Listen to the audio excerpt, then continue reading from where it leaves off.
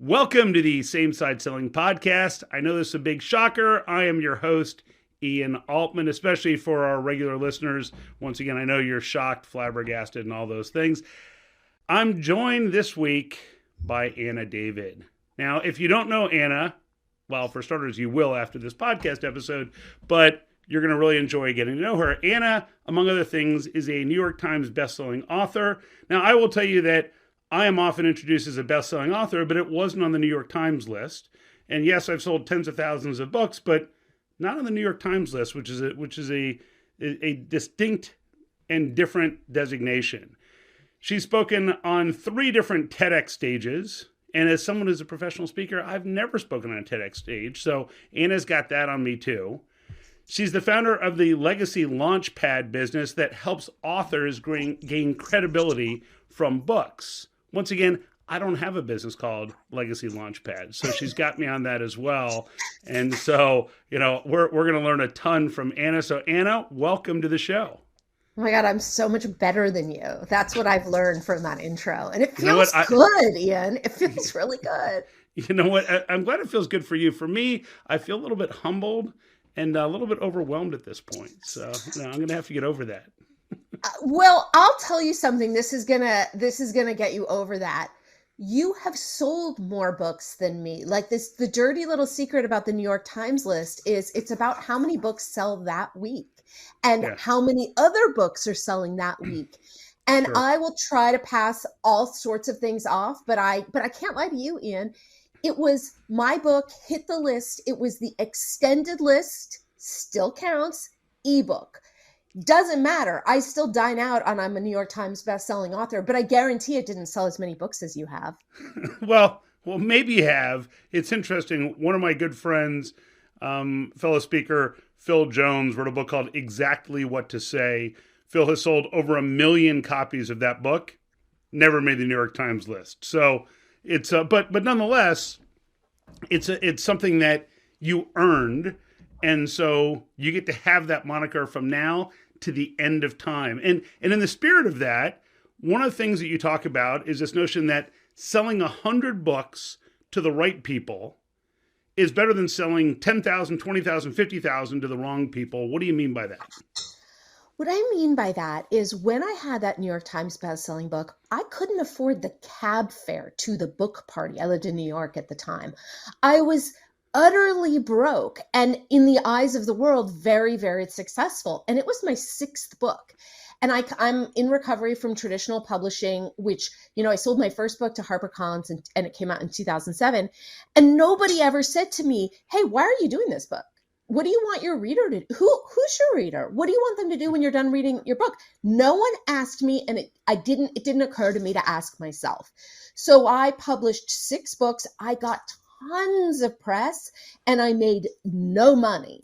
And what I realized looking back, probably curled up in the fetal position going how is this my life?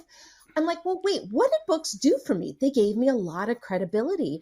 I released this funny novel about my recovery from addiction, and suddenly I'm on the Today Show as an addiction expert. And at first I would panic, and I had a TV agent and I was like, I have to go get a degree in psychology, right? Like they're calling me an addiction expert. I'm not an expert in anything but doing drugs. And he's like, you don't need a degree. You have a book. And when I realized that, that's when I became really passionate about, I'm going to help people who are actual experts in things produce books so that the world sees them as experts. So if you write a book and it is a book you want to change someone's life or you want them to hire your company, if 100 people read that and their lives change and they hire you, that is so much more valuable than the 10,000, 20,000, 30,000, largely indifferent audience that most people are seeking. Yeah, it's interesting. I've got a client of mine, a member in our Same Side Selling Academy. They run a business called Optimal Networks, and Optimal Networks serves nonprofits and law firms. So they're an IT consulting shop, primarily serving those 2 spaces, law firms and nonprofits. And a number of years ago, I said, look, what are you guys really doing for law firms? Well, we help modernize the way law firms run because historically they use old, outdated technology. And we talked about it, and I encouraged them to write a book called The Modern Law Firm. And my guess is it has not gotten anywhere near a New York Times bestseller list, but inside of law firms, people know this book. And Yep. when they're talking to the law firm about, well, here's some approaches, and the CEO gets to say, and here's this book we wrote about this. Here's the funny part. People think they released the book 4 years ago, so it's no longer relevant. Actually, for them to say, oh yeah, we wrote this 4 years ago, they're like, wow, these guys are really ahead of the game. Like 4 years ago, they were writing about the modern law firm. This is fantastic. And it gives them, for lack of a better term, a really nice business card that gives Yeah. them instant credibility. And I think, is that kind of what you're getting at? It does that, but it does so much more. I mean, I also think that hardworking, go entrepreneurs often the last thing they do is sort of sit back and get perspective on all that they've accomplished in their lives and everything. So even if you're not going to publish the book, even if you are going to, I have impassioned feelings about AI that are kind of surprising. I'm all for it. I'm just not all for it to write a book. But let's say you don't want to write a book, but you're a successful entrepreneur who just wants perspective on your life. I just wrote a story about this for Psychology Today. I have people go to ChatGPT, my students, and put in, tell the story of, like I did, tell the story of a struggling writer turned successful publisher through the lens of the hero's journey. And Yeah. you can actually get perspective on your life. So yes, so it is about having a business card. It is about not having to explain what you do to every single person you meet. And it is about being the expert in the topic. Yeah, you know what, and I think it's interesting because the first book I wrote was a book called Upside Down Selling that I had written because the first book I was writing was taking too long to write, and I'm like, I got to get another book out there. So I wrote this book, Upside Down Selling, that was almost a compilation of 3 or 4 articles that were really popular that I had written. I pulled those together. It was really successful, which then gave me the space to write my first book, which was not Same Side Selling. And then I never wrote that one. And then I met Jack, and Jack and I ended up writing Same Side Selling. And the quote first book never made it out of the chute because it didn't really need to be written. And Right. and of course, there's the next book that every time I think about writing it, I think, yeah, I don't know that I'm up for that. Because to write a book that is relevant for people, that's going to be an easy read, that people enjoy, is not something that people should just wing it. That requires some guidance, requires some structure, requires people to say, why would someone read this? Who's going to care about it? And I think Yeah. that sometimes people write books that should have never been written. So how do you help people figure out which books are worth writing and which ones aren't? Okay, you're talking to someone who wrote a book about reality TV shows because I thought, well, they're popular. I mean, so I am the quintessential person who has written multiple books that should not have been written. And I talk to people all the time. The thing is, sometimes the ideas are great, but it doesn't matter. It's not the book that person should write. Because basically, if you are going to write a book at the highest level, publish it at the highest level, and why do it if you're not going to do it at the highest level? It is either going to take you a lot of time or a lot of money.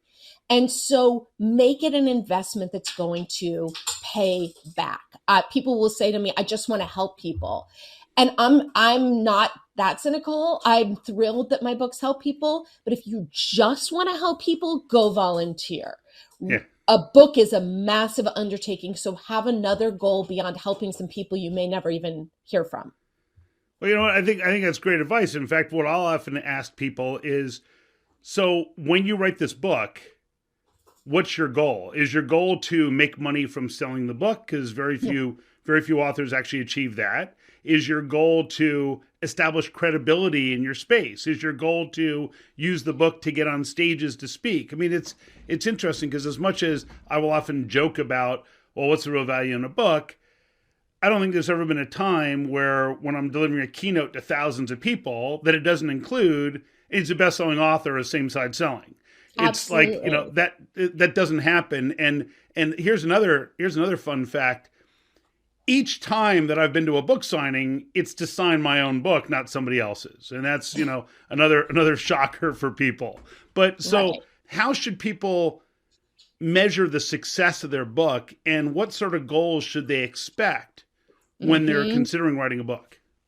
Well, I'll tell you, when people come to us, if they say, how much money am I going to get from book sales? And, oh, how hard is it to sell it to a traditional publisher after we publish? I say you are not the client for us, because it is not about book sales. So I know a handful of writers who were #1 New York Times bestselling authors, who were on Oprah with their books, who had their books made into movies, who cannot rub two nickels together today because their books did not support their business.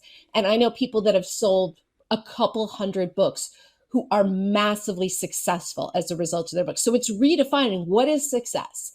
I know for me, my clients, a value of a client is anywhere from $22,000 to $150,000. So one person hiring me as a result of reading my books is a terrific success. But I think also I went through 6 book launches where I was absolutely miserable because I was like, why is it not doing this? Why am I not on this show? Why is it? And like constantly hitting refresh on Amazon. So make it the things you can control. Go into it knowing who you want to read it and how are you going to reach them. Maybe it's literally like you have a list of people who've talked to you about hiring you, and you're going to send them a copy. This is something I picked up from Alan Weiss. When you're sending a copy of your book to a potential client, sign 2 and send both. Your potential client knows another potential client, and people don't like to throw away signed books. Yeah. So have something like that. Always have, you know Mike Koenig's, right? He's like, I always have my book on me. He, met Richard Dreyfuss, the actor, on a plane, and he's like, hey, this is my book. I'm a best-selling author. And the next thing he knows that, they're recording something together. So be really clear. I always think of it like to write an authority building book, have it be so clear that somebody could read the book and do exactly what you're describing, and somebody else could read the book and go, I need to hire that author. Sure. Yeah, in fact, that's often what I say about same-side selling is, look, there are people who buy the book, follow what's in it, execute it, and then send us a note that say, wow, this has transformed our business. There are other people who read the book and say, wow, I totally love this approach. I need you to come in and work with our team to do this. Yep. Other people, oh, I read the book. We're going to join your academy so that we can take a further step into this. And I think that's part of what people, I think, sometimes lose is it's almost like, well, I want people to use my services, so I'm going to withhold some of my best information from the book. Yeah. And I think that's a big mistake, but I'm curious what you think. I think it's like it's like going on a podcast and you asking something and me going, oh, that's in chapter 6 of my book, so I can't really talk about that. The less you try to promote, the better it's going to go in terms of promotion. And so I think always think about, I'll tell you, one of my books, Make Your Mess Your Memoir, I pictured a couple that I knew that had talked to me about like hiring my company. And every page I thought of them, they were my avatar. Would they like this? Would they respond to this? Would this make sense to them? The book comes out, they don't read it, but lots and lots of people like them do read it, hire my company. The book got me on Good Morning America. And then I ran into them a couple years later and told them that story. And guess what? Now we're working with them. So I think if there's one person whose life could be transformed by what you're going to share in that book, there are others. And it's like the riches are in the niches. Yep. And in fact, let me follow up on that a little bit, because I think this is something where people fall into a trap. What you're saying is, okay, let's think about who the reader is of this. So for example, my client who wrote this book for law firms, the Modern Law Firm, what I said to them was, and you and I didn't know each other, I probably would have said, hey, you should work with Anna. They can help you with this. So instead, they had to find editors and layout people and all that kind of stuff on their own. But they had said, well, I want something that associates can understand and paralegals can. And I said, no, that's your audience is the managing partner. Yeah. My thought is you need to speak to them, not speak to everybody. So where do you draw that line? One of the best descriptions of this I ever heard was in Ryan Holiday's Perennial Seller. Amazing book. And he talks about why the riches are in the niches for books is, so Ian, the last book you read, why'd you read it? I'm putting you on the spot. Well, I read it because they were a guest on my podcast, but that's a whole different issue. Close, but 99% of the books you and I have read, somebody we trust recommended it. It was Yeah. either we heard the author in a podcast, a friend said you've got to read this, New York Magazine, I'll do whatever it says. So what happens when you create a book that's so specifically for, let's just say, like the people who own law firms, is they read it and they go, this was written exactly for me. And they become your little salespeople. And we are so much more likely to read a book because someone else told us to read it, not the author told us to read it. So the smaller your audience, the better off you are. It's exactly, and I couldn't agree with you more. I think that, like, I'll see people who write a book and then they'll say, like my buddy Phil Jones, his book, Exactly What to Say, kind of generic about messaging and positioning for sales. And then he partnered with someone else to write Exactly What to Say for real estate professionals. And there's that niche of a book, and it sells a ton because if you're in the real estate business, it's like, well, you could either buy the generic Exactly What to Say, or you could buy Exactly What to Say for real estate professionals. And guess what? There's enough of an audience there that they can do a run of 20,000 copies of that book just for that audience, and they're gonna eat it up and just keep buying more and more of it. And so I think that too often, and it applies in sales, it applies in marketing, when people try to be everything to everybody, it turns out that they end up being nothing to everybody. Instead of, if you pick that niche area, if you provide that unique perspective for that audience embraces it and says, finally, someone wrote a book for left-handed crochet experts who were originally born in the South and now moved to the North. Oh my God, I can't believe. And every one of the people who fits that demographic will buy that book because it feels like it's all for them. That's like, I always say, there's a Facebook group called Let's Pretend We're All Anteaters in a Colony, and it has over 1.8 million members. So please don't worry that your niche is too small. With my book, I actually thought about putting a quiz at the beginning and saying, if you don't pass this, put this book down. It felt a little aggressive, so I didn't do it. But, I was really clear that I didn't want dreamers to read my book. When you're in this business, I can't tell you the number of people I meet with stars in their eyes, and they're like, I'm going to sell my book to a traditional publisher. And sadly, traditional publishers don't care about how good your idea is. They care about how big your audience is. And so then they say, and I want to go on book tour, and I want to, and I don't want dreamers reading my new book because they get mad. I had some beta readers who got so upset by what I was saying in my book, which is, your book is not going to be successful in the traditional sense. So let's talk about how you can make it successful in a way that's actually going to matter for you. And they got mad and they called it trite. And so I don't want those people. Stay away from me.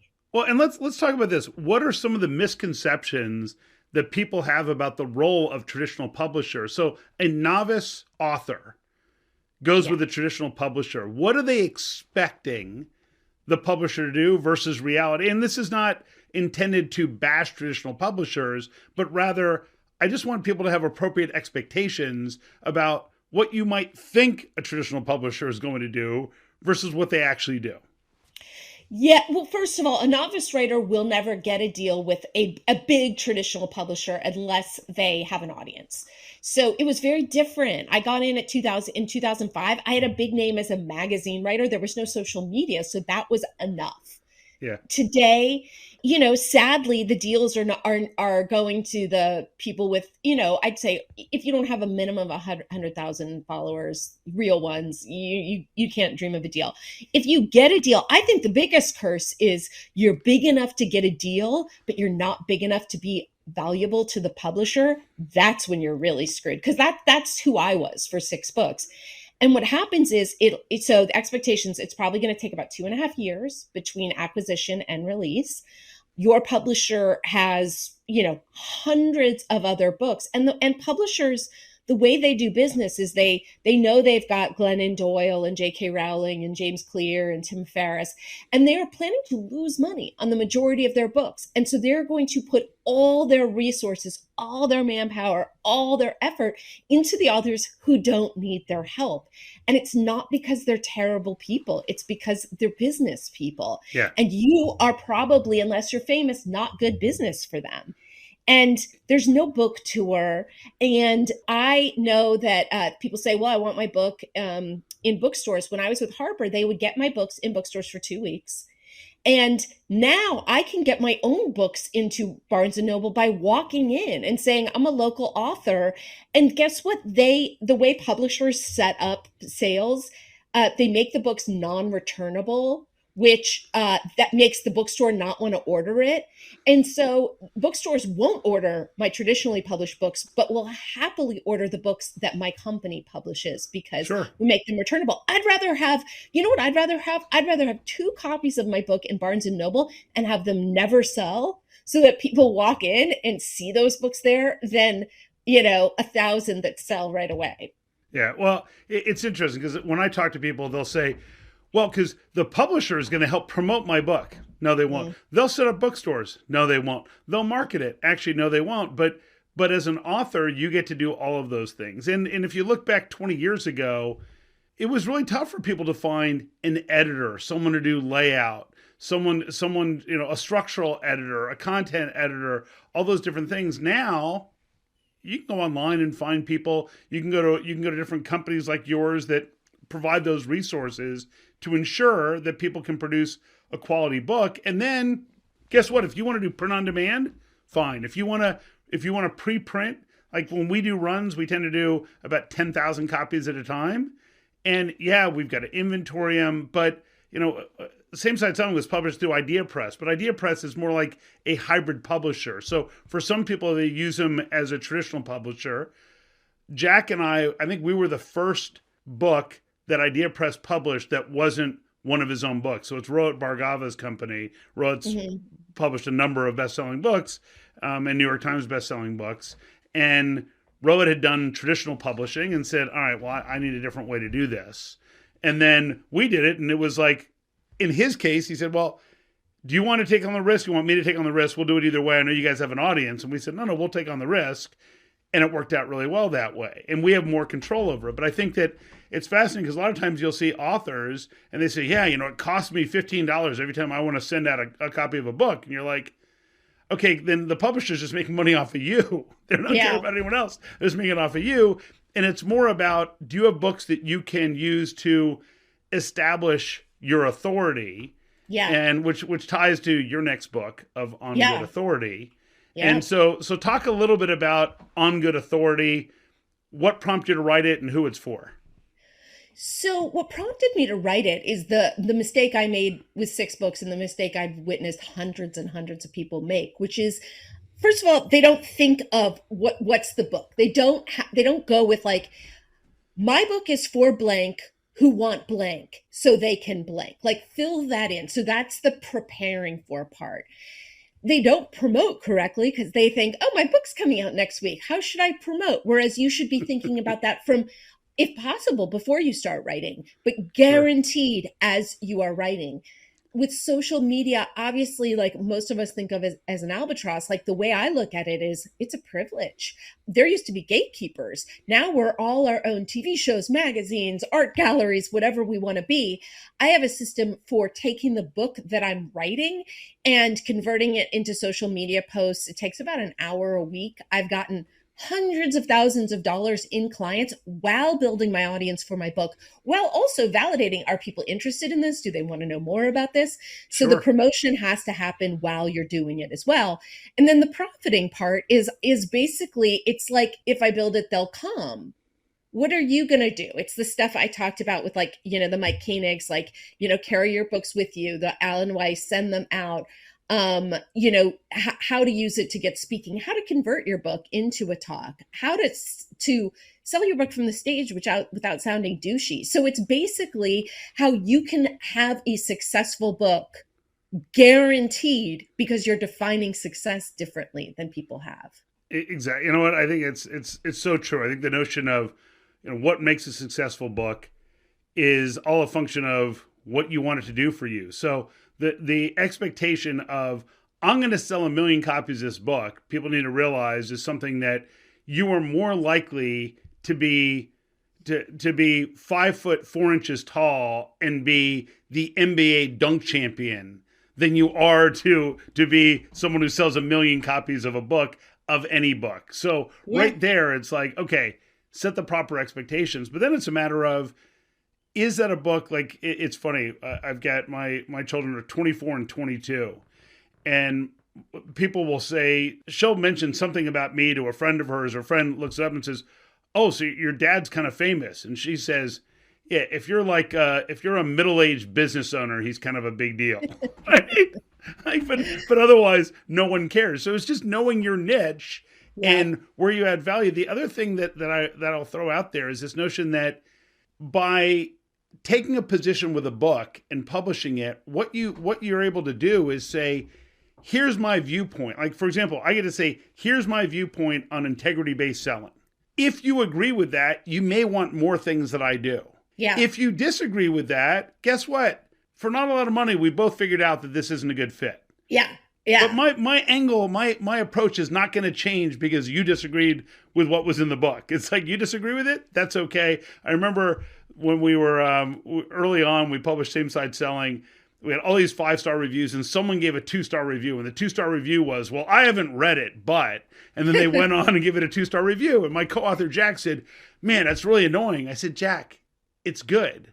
Because, "What do you mean?" I said, "It gives credibility to all the 5-star reviews. If there were only 5-star reviews, then that might look a little suspicious." Now, once you cross 100%. 100 reviews, people are like, okay, well, they couldn't have that many friends. So, okay, this must be credible. But it's just, and it's funny because I don't spend that much time saying, "Oh, you should review the book." And Right. it's funny, sometimes it'll be months between reviews. Meanwhile, Amazon's out of stock. They can't keep it in stock enough. But just, I guess if people have something to complain about, they would review it. But if they don't have anything to complain about, they don't need to share anything.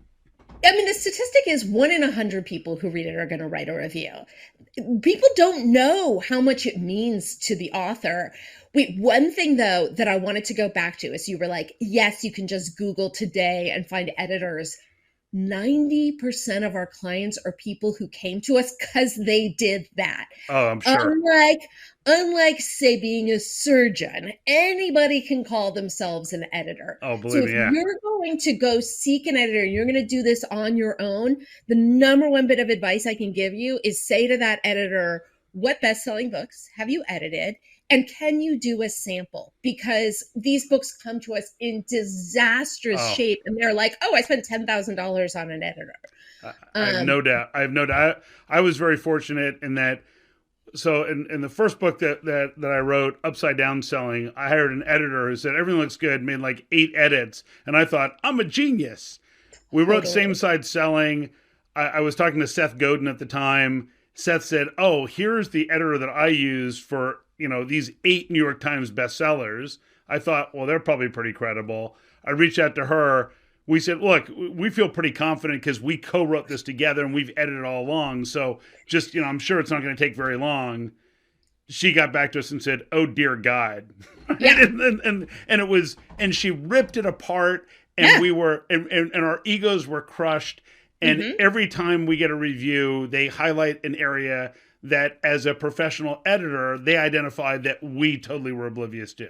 And so reaching out to someone like you with your expertise to find the right editor with that expertise is incredibly valuable, because I get books all the time. People want to be on the podcast, and we look through them, and I'm like 3 pages in, and I'm like, I can't believe these people are going to actually try and sell this book. Like, this is, I know. this should be put on a roll next to a toilet. Like, this is not anything that's readable. I know. I was talking to a friend about this yesterday because brilliant people. She sent us this client who works at Google. brilliant guy.